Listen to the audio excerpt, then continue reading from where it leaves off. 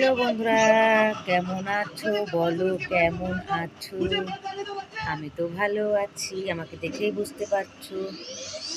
তো আমি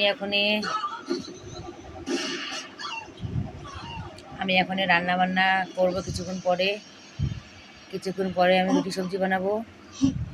না হলে আর হবে না। আজকে রুটি বানাবো, আজকে ভাত একদম খাবো না আমরা। বলো ভাত ভাত ভাত ভাত তরকারি। সত্যি বাঙালি মানুষরা মাছে ভাতে পাগল একবারে, শুধু মাছ ভাত মাছ ভাত। আর আমরা যেখানে থাকি সেখানটায় রুটি সবজি, দুধ ঘি, তারপরে ঝোল, চাটনি, মশলাদার চটপটি টাস্টার্ড খাবার, ওগুলো খাবারগুলো সুন্দর খেতে।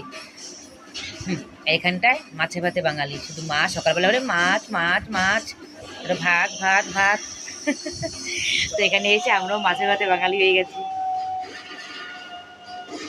এখানটা এসে আমরাও মাছে ভাতে বাঙালি হয়ে গেছি। তো মাছে ভাতে বাঙালি হতে চাই না। এখন টিভি চলছে আমাদের এখানটায়। আজকে কী করবো, ঘরের আজকে এখানে বৃষ্টি হয়েছিল সামান্য একটু। তো তারপরে বৃষ্টি হওয়ার পরে এখন আবার মেঘলা হয়েছে, আকাশে দুটো আজকে ঠান্ডা হাওয়া আছে। তো আমি চলে এলাম একটা রিলস বড় ভিডিও নিয়ে। प्यार के जहाँ पे रखा है झूम के कदम में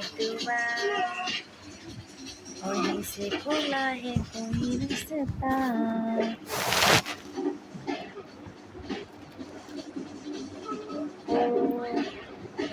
জীবন এত সুখের হলো আমার পাশে তুমি গেছো তাই।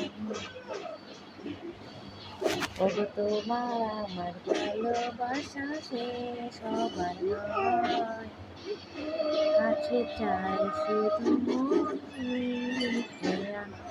ওগো তোমায় নিয়ে আমি পারি দিয়ে যেতে চাই সুখের দেশে হারিয়ে।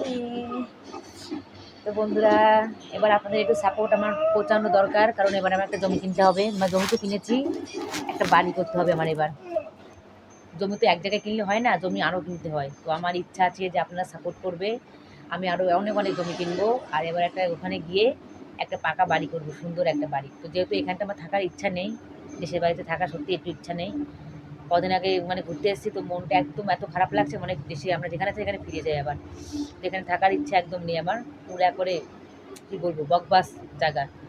যতই এখানে আমাদের জন্মভূমি হোক, তো আমার কাছে মনে হয় বকবাস জায়গা একদম ভালো হয় না, পছন্দ হয় না, বিশ্রী জায়গা একটা। তো এখান থেকে যেতে পারলে বাঁচি, যেহেতু মা দুর্গাকে দর্শন করতে এসেছি 3 বছর পর। তো মা দুর্গাকে দর্শন করা হয়ে গেলেই ফটাফট করে নিকাল দেবো। তো আপনারা সাপোর্ট করবে, আর আমি লাইভে আসছি একটু করে, ঠিক আছে?